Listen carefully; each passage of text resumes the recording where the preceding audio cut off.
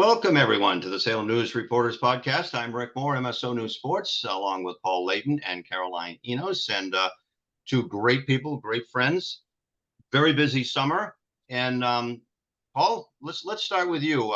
You're the most senior member here on this crew. So what would you like to, I'm going to ask you right away. I saw an article recently, either yesterday or the day before, on some investigation going on to a Beverly nursing home. And I know that all of us at one time or another will have some connection with a nursing home in the community we live in, either because of us, our immediate family, our parents, or whatever. So whenever I see something like that, it just kind of jumps off the page. And maybe you could recap that for us. Yeah, sure, Rick. Thanks for having me on again.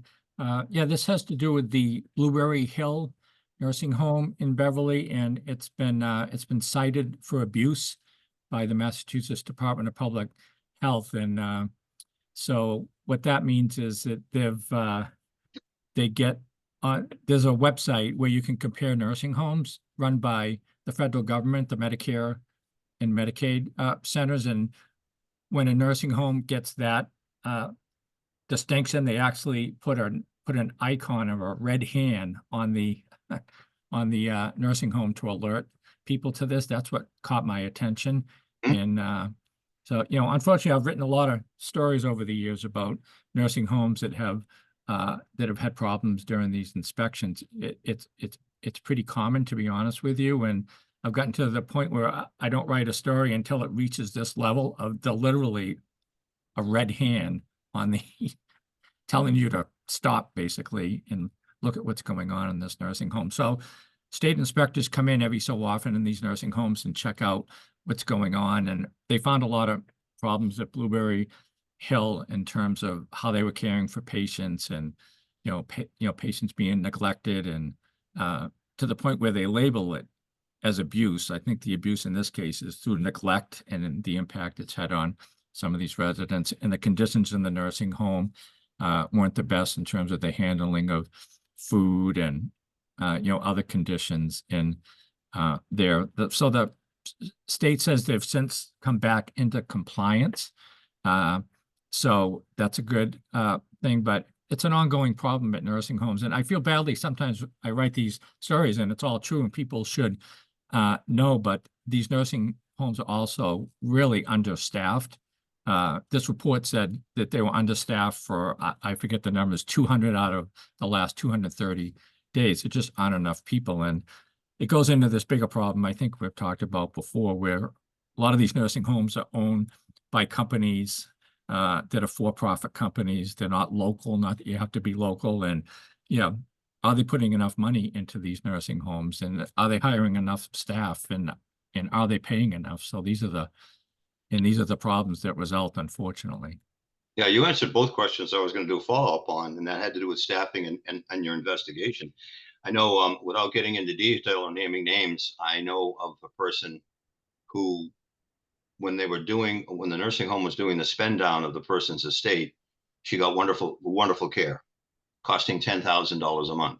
And then when that estate was used up, then she went into Medicare, Medicaid, whatever it is, and the care was much less than it was. And that was, I guess, in a sense, understandable, but still it was stunning.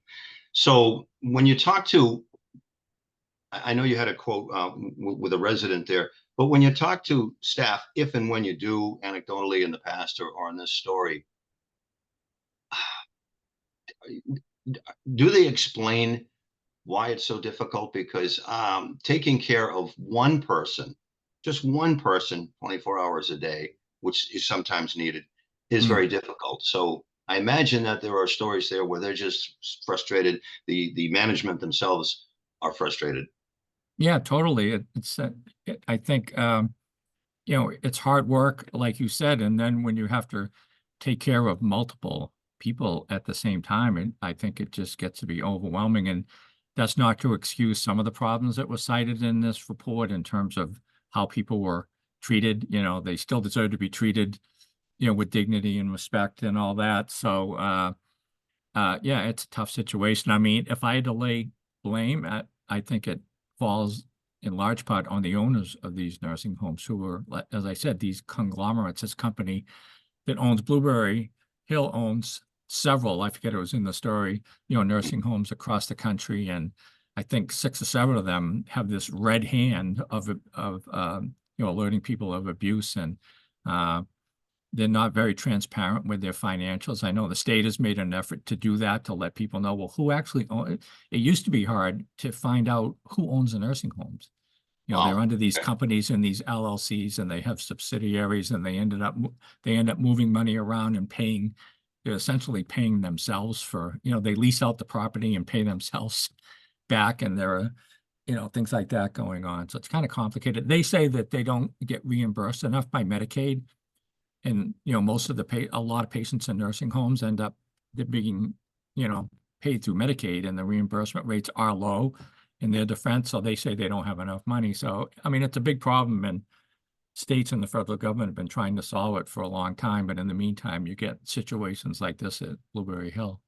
Philosophically, reading about history, I always thought that a nation as rich as the United States has been, well, actually, it was a negative. I always thought that a country can't take care of its elderly, its handicapped, and those who need assistance for housing is going down the tubes.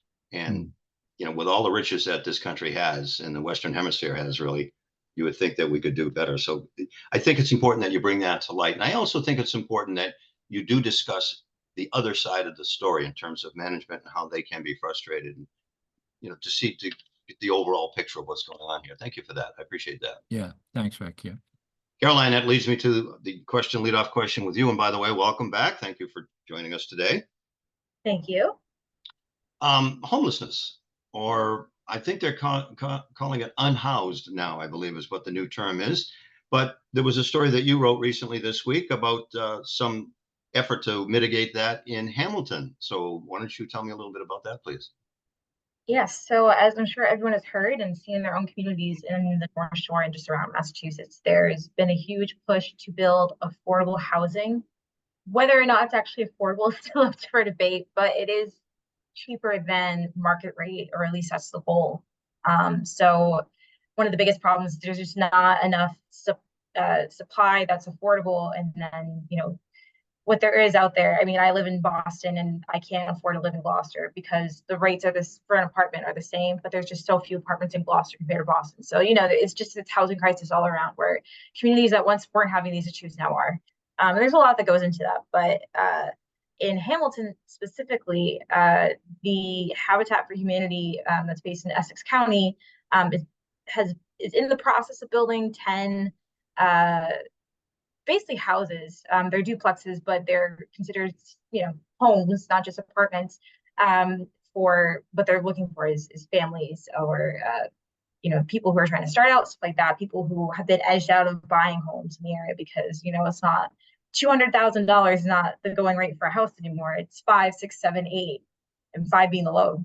So they're building 10 of these, a mix of 1 bedroom, 2 bedroom, and 3 bedrooms. And the idea is that they run, I believe the low is probably around 200, or maybe a little lower, and then up to about 250. And it's trying to keep people who grew up in the area, who can't afford, to live where their parents raised them, because even though they might be working jobs like teachers, firefighters, pretty standard run-of-the-mill jobs that are positively contributing to the community, that just aren't getting paid what you need to live here.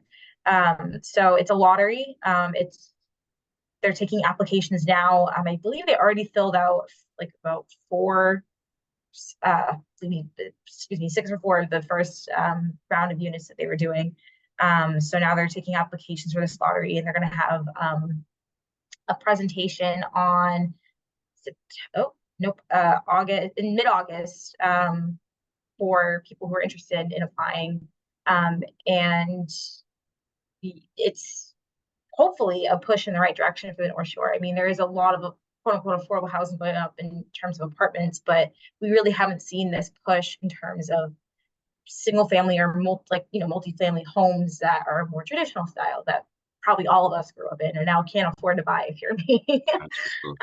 So yeah, it's on Asbury Street. It's actually right across the street from another affordable housing development going up from another nonprofit in the area.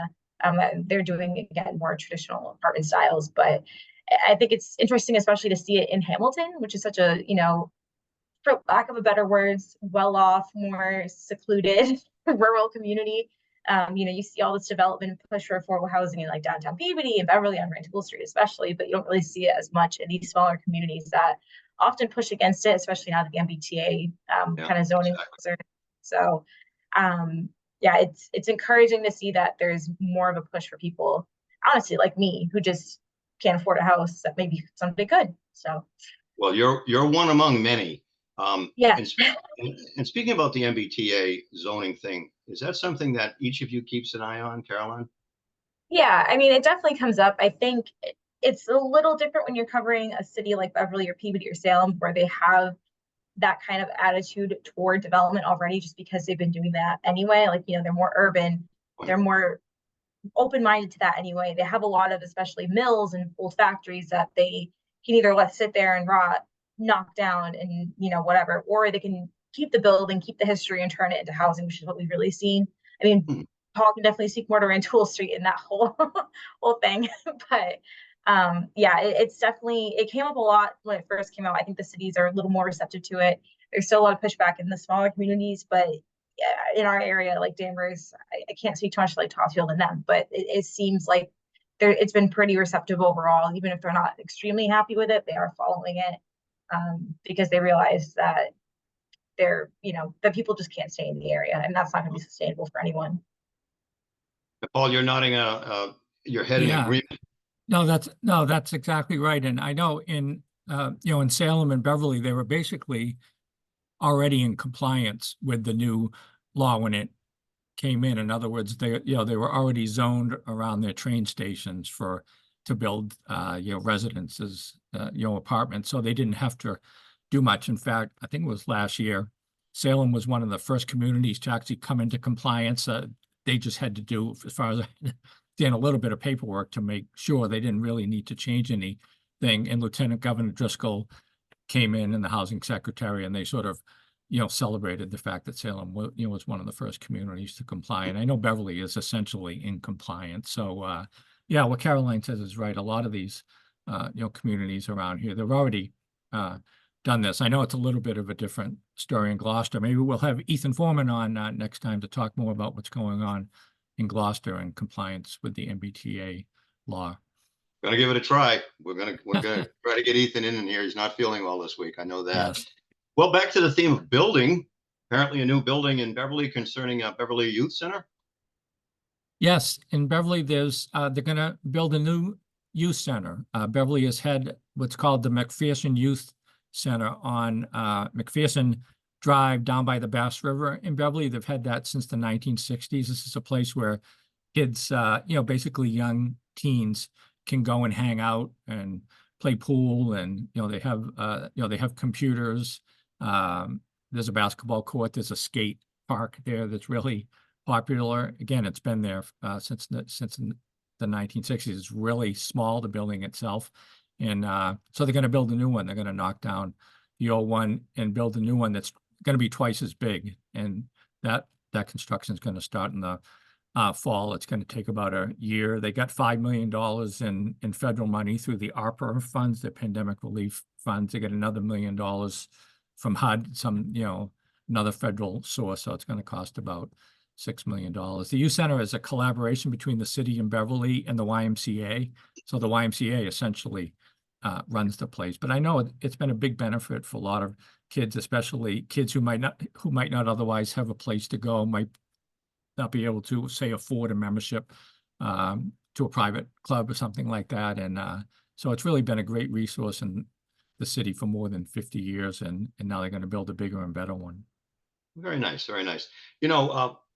There are parallel themes here, because in Newburyport, your Newburyport sister paper, the Daily News, is reporting ongoing efforts to get a new youth center up there. I don't know if you're familiar with that, but it's very similar. No, that's great. Yeah. And no, I know it's good that there's been a lot of money available through the pandemic money, the ARPA funds, for the schools and for a lot of other uses. So this is one of those things. I know I've heard before that sometimes the average person is not aware of how this money is being spent, but when it's something like a youth center and it's a building that's down the street from where you live and you see it go up, Right. and maybe you can see how some of this money is being spent. It seems like a pretty good use of the money. Now, another parallel news story coming out of the Daily News that we go back to Salem News is up there in Ipswich, I believe it was, there were 15 goats that were declared missing a couple of days ago. And these goats were rented from a farm. I can't remember the name of the farm that rents out goats to take care of, clean out poison ivy and things like that, and brush and stuff like that. So apparently one resident rented 15 of them and they all got away overnight. They were all found, they're all safe, and all is well. But Caroline, you had a story involving canines. That it's sort of an opposite thing. It's taking care of these animals.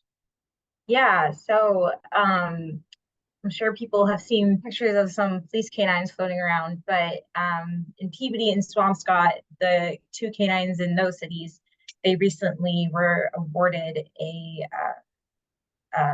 grant per se to take care of their healthcare, which is great. So it's from this organization called Vested Interest in Canines. So what they mainly do is provide protective vests to these police canines free of charge.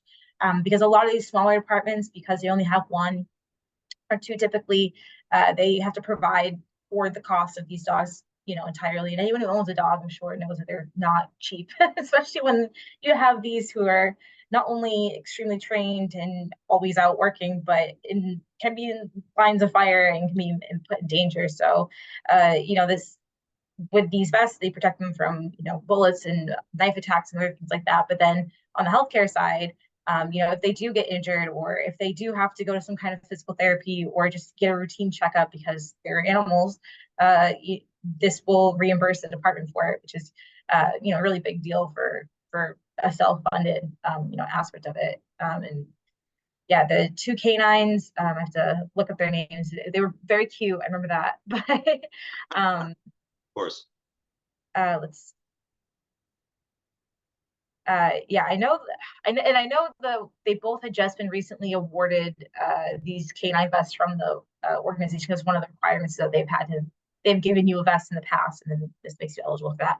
So the police canine in Peabody is Aussie, and in Swampscott his name is Raptor. So there's some very cute pictures of them in their vests. Oh, that's cool.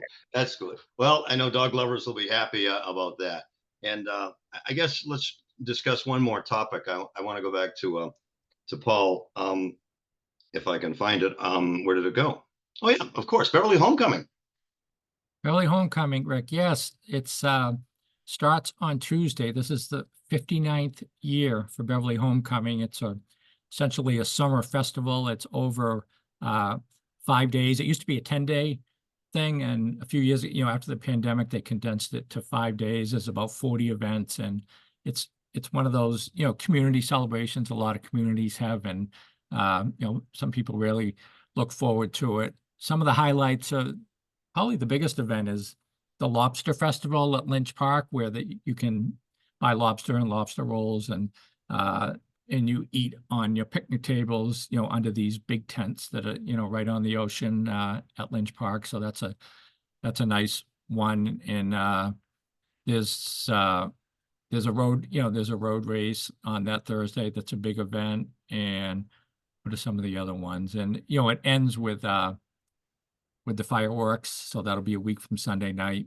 that you can watch from Lynch Park, or you can watch from across the harbor in Salem, anywhere along the waterfront there. So it's great. Most of the events are free. Not the Lobster Fest. You have to pay for your lobster. I think it's like $20 this year for a lobster. But anyway, it's all run by volunteers, by a nonprofit committee, and yeah, it's really a nice event to look forward to in the summer for people in Beverly or from anywhere that can go. When I first started at WESX at Salem many years ago, I think it was in the early to mid 80s, we actually had to go down and do a remote broadcast from the Lobster Festival at Lynch Park. I'd never done anything like that before, and it was so great. And you just see people from families from everywhere. It was a beautiful day, as I recall, and that's a beautiful venue too.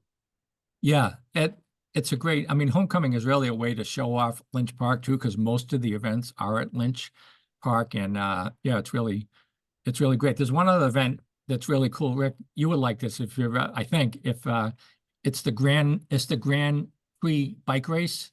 Have you seen this? And I think they've had them in Gloucester before. Yeah, we've had them in Gloucester. Yeah. Yeah, and it's been held for quite a few years now, but for the last few years they'd actually moved it down to Dane Street Beach, where they rode on the grass and on the sand and everything, but they moved it back to downtown Beverly. So and these are some of the best, competitive bike riders in the state show up, really. And they go flying through the streets of Beverly right down Cabot Street. And I've gone to it many times, and you're standing, literally within a foot or two of these guys and women going by at, I think, like 40 miles an hour or something, the top speed. It's a really great event, but it's coming back to the downtown this year after being at the beach for a few years, and it's part of homecoming too. So that's next week. Another thought, in some of the things that reporters have to cover, journalists have to cover. One of the other things I had to cover was in Danvers, and I can't remember what the occasion was. They must have something like homecoming or a summer festival as well. But with Max Martin, I had to go someplace in Danvers, and we had to cover the Danvers Baby Buggy Parade. And it was mostly toddlers pushing their baby buggies that were decorated like floats and things like that. But imagine trying to do that on radio. You're trying to, today you could do it with video, but we also had to do the Salem Santa parade on radio. Wow. That was a challenge. Yeah. That's amazing that you guys did that. Was something. We did I missed that. I missed that kind of local radio coverage, Yeah, I do. It was an experience. And the other thing it taught me, it helped me get over my fear of doing interviews, because you're out there with everybody, you meet everybody. And the other thing is I have learned, and I think, Caroline, you probably have too, in a very short time, how vast the geographic area of the North Shore is, but how close there seems to be relationships everywhere. Okay, no comment. All right, Caroline, you did a great in-depth interview about 3 women running for governor's council. I'm familiar with Ann Manning Martin, but I didn't know the other 2. Tell me about that interview process and what it was like, because that had to have taken some time. Yeah, it definitely did. Whenever we go to cover races, the same approach is kind of given every time, where you ask the same questions, try to be as fair as possible, give them all kind of the same platform. If issues come up with a certain candidate, obviously you have to kind of pivot and focus on what that is. But in this case, it's still early on. Obviously, I guess not as early now that we're almost in August. I keep trying to pretend that the election is not coming in any form. So, so this is a race for the 5th district in the governor's council, which for a long time has been held by Eileen Duff. I'm sure everyone has heard her name, even if they're not sure what she does. Because to be honest, I didn't really know what the governor's council did until I got this job. But now that she's running for Essex County Register of Deeds, that spot is opened up. And, basically the role of this position is to nominate judges and to appoint people to the parole boards. It's, whereas in other states, a lot of times judges are elected. In Massachusetts, we don't really have that, obviously. So this is the closest we can get to that, is to elect the people who will approve nominations from the governor. And right now it's a totally Democratic council, which is not surprising for Massachusetts. So what's interesting about this race is we have a Democrat, Republican, and independent running, who all, I think, are kind of running on the same platform of transparency, of electing people who, or not electing people, of approving nominations who are, going to be fair judges, who aren't in it for political reasons. The 3 candidates, as you mentioned, are Ann Manning Martin from Peabody. She's been a long time Peabody city councilor, and she was on the school committee for a stint. She actually works in the Department of Corrections, so I think that's an interesting, approach, is that you're having someone kind of on the front line of the opposite end, working with the people who these judges will be dealing with. And then we have Jody Elliott, who is a Salem resident, who's a retired therapist, and she's running because she's, again, really pushing a transparent process for, putting these people in these positions to make sure that there's a fair judicial system. She's said that she's had some issues with the judicial system in the past, not in that she's been found in trouble, but where she's had difficulty with other people. And she's, made some claims that she's had issues with people who were on the governor's council before. So this is kind of her way of making sure it's a fair process, but also, I think, taking from her own experience, as she's put it. And then the last candidate, and excuse me, Jody's an independent.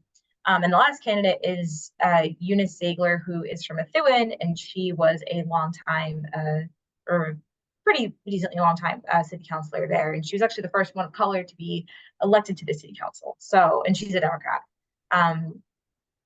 And it's an interesting race to watch, just because, again, you have this person who's been in there for so long, who's now out. And especially right now, where on the national level, there's a talk of, we don't want career politicians, or career politicians are good. Wherever you look, there's, obviously different talks about that. But it'll be interesting to see how it plays out, because I think at the base of what these three women are running on, it's all very similar. It's just maybe their approaches are a little different. So, well, I'm going to look at the article. I'm going to put the article on this podcast, because it's very in depth. In terms of logistics, was this done by phone, by email, by in person, or a combination? Yeah, so I mean, I have done different things for different elections. It kind of depends on the race itself. With this one, I wrote the same list of questions. I actually sent them to it over email and was like, if you could please fill out these questions in 100 words or less, because when you have, sometimes like candidates who, or I should say, when you have a race that's kind of has a lot of very contentious and detailed issues, that I want them to be able to explain as fully as they can in the space that we have for them. I think it's a useful tool to be allowing them to just write what they want, and then just, do edit it. It's literally just for clarity or grammar. I'm not there to rearrange or anything like that. So, and with this position, you have to consider things about racial equity in the justice system. Is there a bias with a judge that might affect their rulings? Are there people on the parole board who might have vendettas or nominees for the parole board that you're concerned about? What is, there's all these really big ethical questions that I think people don't realize come into play with this role. So I thought this would be a good chance for them to kind of explore some issues in their own words as much as they could. I appreciate that. You've spoken well about that, because I didn't understand it either until Eileen Duff ran, and then I still didn't quite get it. I actually interviewed a couple of people in person way back then, way before COVID, and they were explaining pretty much something similar to that, but you did a much better job of that. And finally, Paul, I mentioned meeting in person and so on. Have you found that since COVID that your investigative or your reporting style has changed in terms of being in person or using the phone? Because Bill and I have found we used to go to in person, and to do 1 or 2 interviews a day. For example, if I had to go to Newburyport for an interview, it's an hour drive up, you do a 10-minute interview, it's an hour drive back, and then you spend a couple of hours editing, and then you have to, put it on the website and so on. But now, since COVID, what we're doing here, Zoom, is so much easier. And also, a lot of the coaches and city officials we talk to are not averse at all to using the phone. So has your journalistic style changed? I know Caroline is nodding yes, but she's brand new to this thing. Well, I don't want to say brand new, but she grew up with technology. Yes, it definitely has changed, Rick. I do much more by phone or by email, occasionally Zoom, and I think it is definitely convenient, and I think you can get a lot more done. As you said, you can save a lot of time, but there is that downside where, just going to an event and meeting people, and even if it's not the interview that you're doing for, the newspaper or the podcast or the radio, you just meet other people and learn other things. And I don't want to get away from that too much. I think I have an advantage because of, covered Beverly for a long time, and I live in Beverly, so I'm out and around anyway, and I feel like I can pick up stuff. But I think I do need to be careful of, relying on the convenience of the phone and email. I think you need to, there's nothing really, well, what we used to do all the time, and, Caroline knows this too, and we all still do it to some extent. We would go to so many meetings back in the day, and now I look back, it was almost too many. there's like the zoning board, the planning board, in addition to the city council, and I would be at like a board of health meeting at 7 in the morning, and you go and sit there for hours, and that might not be Yeah. a story. And we don't have the time or people to do that anymore. So you have to find a way to work more efficiently. But yeah, the in-person stuff is still really important. Oh yeah, and that's what helped get us established. Of course, Bill was known throughout the area for so long, but in terms of the technology and so on, it is much easier this way, and people are, as I said, they don't mind doing it. Caroline, you have grown up with this, and when you were studying journalism, is that part of the picture now? Because Paul and I did not grow up with any of this. It was the telephone and your pen and your pad, your notepad.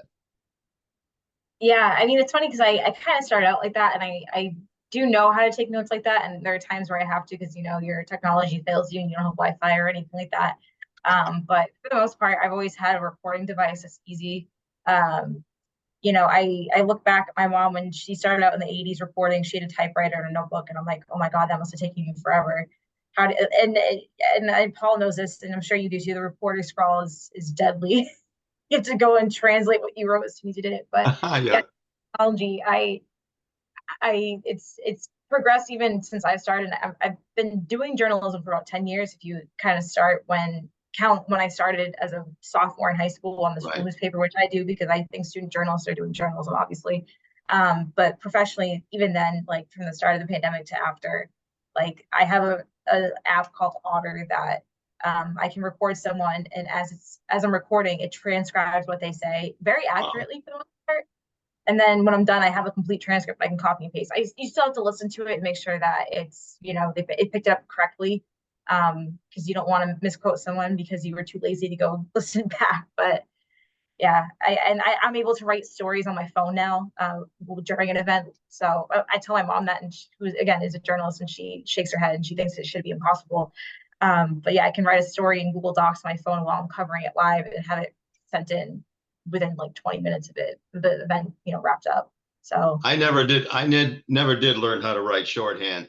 And my phone, when I talk into my phone, it just doesn't write what I say. It puts something else down. So I have a hard time with that. But one final comment I have for both of you, and you can make a comment or not, but you talked about going to meetings, and Bill and I used to broadcast games live over the internet. We were the only ones doing it after WESX went belly up. And we had a really good audience, and we had done it for many years on the radio anyway. Then COVID came along, and everybody now, and we were doing video also. Everybody now has video. All the schools have it. All the city councils have it. The town meetings, and so it would seem that even though you might not have to go to these meetings because they're all available on YouTube, you still have to sift through them. You still have to take the time to figure out what it is you're looking for. So it may cut down on the travel, but it's still a tedious job. Do you find that, Paul? Yeah, no, I think it is that one trick is you can speed up the audio, right? Have we all done that? It's like you go and I've learned the trick where, well, there are certain city councilors that are more long-winded than the others. I won't mention any names. So with them, you just up it to like twice the speed, and then you speak the same thing. So okay, good tip. Yeah. So there are tricks, but I guess I always feel a little guilty, and I want to thank the local cable companies that do this. In Beverly, it's BevCam. And when I did a story on the new director a year or two, he came, and I told him, I said, I just want to let you know that that I'm doing it. A lot of times I'm writing my stories. I'm not at the meeting. I watch it the next morning and write the story from there. And I've even talked here to our editors about, should we say, according to the video on BevCam, because it does give the impression that I was at the meeting and I wasn't at the meeting. So I'm just being totally transparent. We've kind of decided you don't really need to say that, but I don't know. I'm not really sure about the ethics of that. I think it's a good question, because we all used to be at the meetings, and we should get credit for being at the meetings, but if we're not there, it's different. Right. Well, I know that I've contacted several local TV affiliates in the area to be able to get their audio. We'll dub their Yeah. audio off of their video meetings. And for example, 1623 Studios, Bevcam, lintv.org. And it's different from me because I'm not a known entity as you know, in terms of what the media are.